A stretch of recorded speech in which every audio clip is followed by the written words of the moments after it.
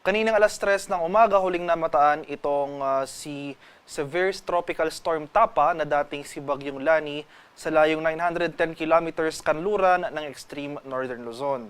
So may taglay itong lakas ng hangin na malapit sa gitna na umaabot ng 95 kilometers per hour, pagbugso na umaabot ng 115 kilometers per hour. Yung movement nito ay north-northwestward sa bilis sa 15 kilometers per hour.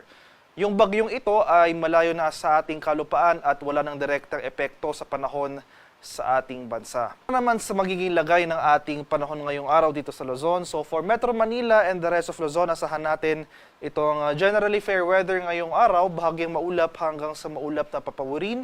Sasamahan lamang yan ng mga usual late afternoon to evening na mga rain showers or thunderstorms.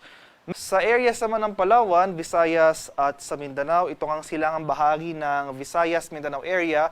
Dahil sa easterlies, particular na sa mga lalawigan ng Caraga at Eastern Visayas, asahan natin ang makulimlim na panahon ngayong araw at mga kalat-kalat na pag-ulan, pagkulog at pagkilat. So mataas sa tsansa ng pag-ulan ang ating inaasahan over these areas. Kaya at haring araw sa Kamunilaan ay sisikat mamayang 5:45 ng umaga, lulubog naman mamaya sa ganap na 6:03 ng hapon.